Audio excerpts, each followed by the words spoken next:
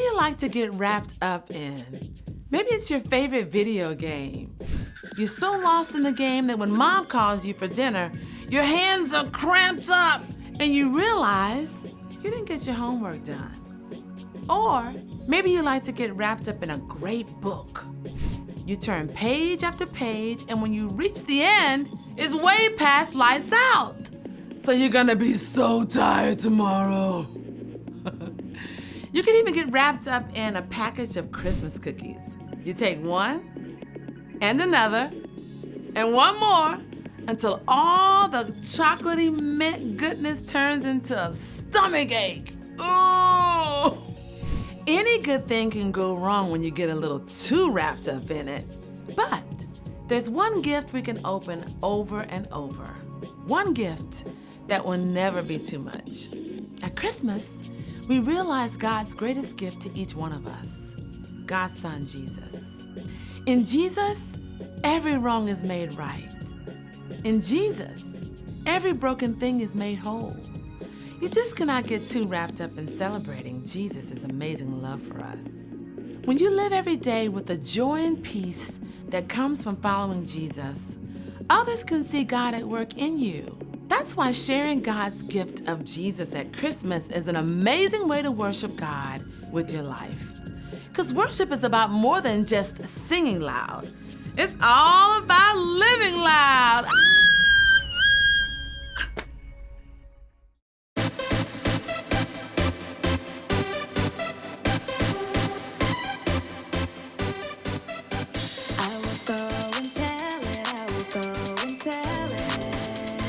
Tell it from the mountaintop.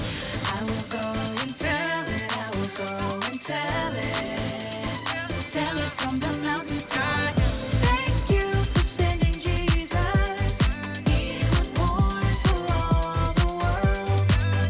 You gave us so much love, and I'm telling all the world. I will go and tell it. I will go and tell it. Tell it from the mountaintop. I will go and tell it. I will go and tell it. Tell it from the mountaintop. The night Jesus came started like a silent night. The shepherds looked up and saw the brightest light. And then what happened was a bigger surprise. They looked up and saw the angels in the sky. I can't keep it inside. I gotta tell it. Go tell it. Jesus, you are alive. I gotta tell it. Go tell it. I will go and tell it. I will go and tell it. Tell it from the mountaintop. I will go and tell it. I will go and tell it. Tell it from the mountaintop. Go, go, go. Tell it. Go, go, go. Tell it. Go, go, go. Tell it. Go, go, go. Tell it. Let's give it a try. Go tell it. Let's give it a try. Go tell it. I'm telling everyone everywhere he's alive. Just like the angels singing in the sky.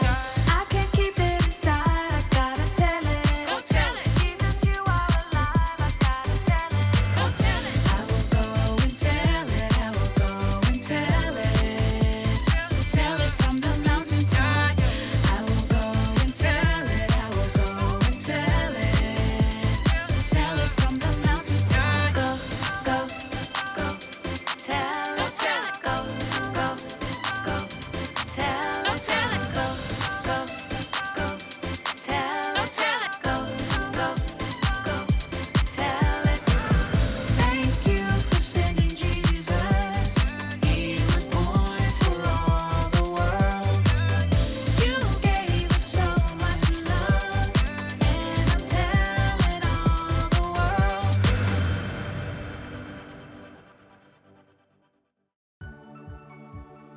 Welcome to Story Lab. This week, we're celebrating Christmas. While we take a look at the story of someone who recorded a big promise for us. Oh, and also, look out for this.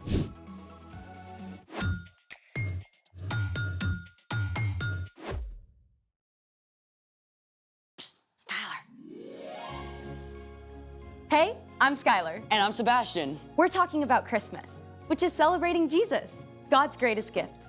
Gotta say, I think you got the decorations on point. Thank you. We're only missing one thing. A partridge in a pear tree? I can go get one. We need snow. Yeah, but it's 53 degrees and sunny. I thought about that. We're gonna make our own snow. What do we need? The internet says that there are a lot of ways to do that. I say we should make our own recipe, then we can have a showdown. Or a snowdown. I see what you did there. I'm ready. Let's make it.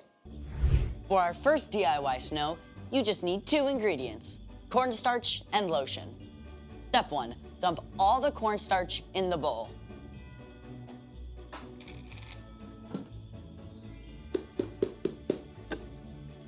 Step 2, mix a bunch of lotion.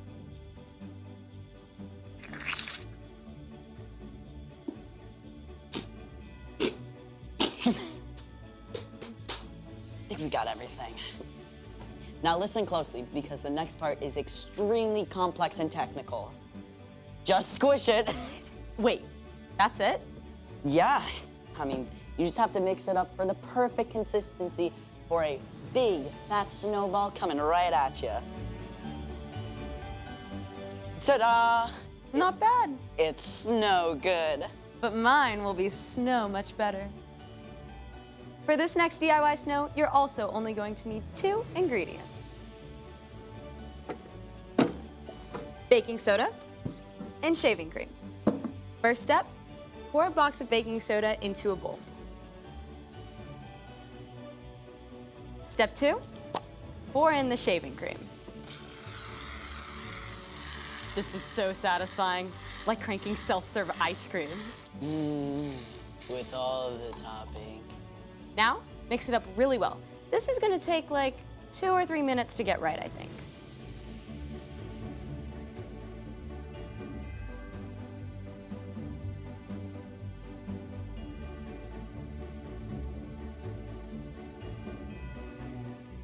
Now this is superior snowball snow right here. Superior to what? I think that's obvious. There's only one way to decide. Cornstarch and lotion up first. Ready? Sure. Let it go, let it go. Can't. That's so 2013. Were you even born in 2013? Yes. Here goes. It moves. That's right. 3, 2, 1. Ooh, let's see that again.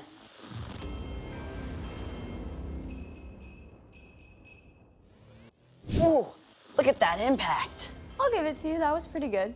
Okay, my turn. Sure. I bet yours is going to explode into thousands of pieces midway through. You wish. Here we go. Not that bad. I think we should try them side by side. Yeah, let's try that. All right. Okay. You got one? Yep. Okay, ready? 3, 2, 2, 1. Okay, I'll give it to you. Cornstarch and lotion, but only because your throw was better than mine. I'll take it, I'll take it. That was awesome. Can we do it again? Absolutely. But first, let's get ready for... The story before the story. Today, we're in the 23rd book of the Old Testament, Isaiah. In the beginning, out of love, God made an amazing world. But when people turned away from God, the world was broken. God made a plan to bless the whole world through Abraham's family, the Israelites. But over and over, God's people would run to God and then pull away, just like a yo-yo. After King David's son Solomon, the kingdom of Israel was split into 2 nations. During this time, God spoke through prophets to encourage them to turn their hearts back to God and to tell them about the rescuer God would send. One of these prophets was a man named Isaiah, which is where our story starts. Take it away. Hey, everybody! Hey, Erica. Isaiah lived more than 700 years before Jesus. And get this, his name means the Lord saves us. Think about that. Even Isaiah's name pointed to God's plan to save the Israelites and the whole world. Isaiah was a prophet, someone who listens to God and then shares truth from God with other people. Often this is a message about events that will take place in the future. Then I heard the voice of the Lord. He said, "Who will I send? Who will go for us?" I said, "Here I am. Send me." Isaiah lived in Jerusalem. Though Jerusalem was still free, the northern part of Israel had been conquered by the Assyrians. With enemies closing in, Isaiah knew it was only a matter of time until the rest of the Jewish people were taken captive too. Isaiah served as an advisor to the king, but many of the messages that he shared also spoke about a time far into the future, a time when God would send someone to rescue God's people forever. The people who are living in darkness will see a great light. They are now living in a very dark land, but a light will shine on them. That light Isaiah was writing about wasn't an actual light. It was a person, a savior, and that savior was going to come in the most unusual, unexpected way. A child will be born to us. A son will be given to us. He will rule over us, and he will be called Wonderful Advisor and Mighty God. He will also be called Father who lives forever and Prince who brings peace. Isaiah wrote that a savior would come as a baby. Now, remember, this is over 700 years before Jesus was born. Let's take a look at what Isaiah said would be true of the savior God would send. Spoiler alert, we know the savior or rescuer is Jesus. Wonderful advisor. That's true, right? When we aren't sure what to do, Jesus directs and guides us. He knows exactly what we need. Even when we face the most difficult challenges, we can always trust him to lead us in the right direction. Now consider Mighty God. Jesus is stronger and more powerful than any earthly king. Just think of the amazing things that Jesus did. He made people who were blind see and healed people of all kinds of sickness. He turned one small lunch of bread and fish into a feast for thousands of people. And when he spoke to a storm, it listened and stopped right away. Father who lives forever. Jesus will live and reign forever. He was with God in the beginning, and he'll never leave us. Like a good father, he provides everything that we need. He always wants to spend time with us and delights in us, even before we do anything for him. Prince who brings peace. When people turned from God, the world was broken. When Jesus laid down his life for us and rose again, he made peace between people and God. When we believe in Jesus and follow him, our relationship with God is restored. We can have life forever with God. In the end, Jesus will bring an end to all conflict and all wars, and in Jesus, everything that is broken will be made whole. These are amazing promises. But Isaiah wasn't finished with his picture of the rescuer God was going to send. There will be no limit to how great his authority is. The peace he brings will never end.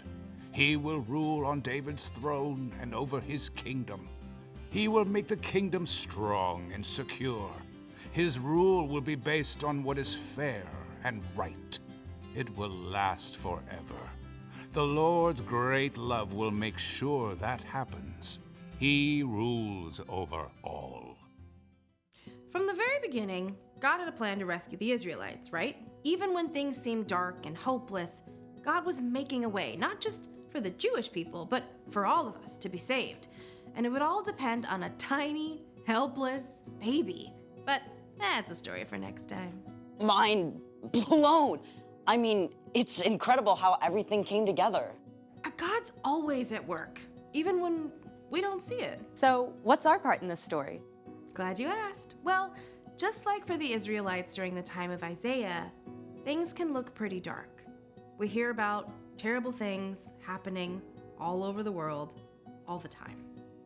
And there are probably some things going on in your own life that don't make sense either. Maybe your best friend is moving away, or your mom just lost her job and you can tell your parents are really worried. Yeah, or you might be like my friend, where she has a condition where she has to go into the hospital every month for treatment. It's tough, and none of these things seem to make sense. But even when you can't see the way forward, remember that Jesus is our wonderful advisor. Our mighty God and Father who reigns forever. Our Prince of Peace. Exactly, and you can trust that God has a plan, and that in the end, everything that's wrong and confusing will be made right. Now that's something to celebrate. For sure. I'll see y'all next time. Bye, Erica. So here's the thing. God always has a plan. I have a plan for the rest of this snow. Hey! Thanks for joining us in the Story Lab. See you next time.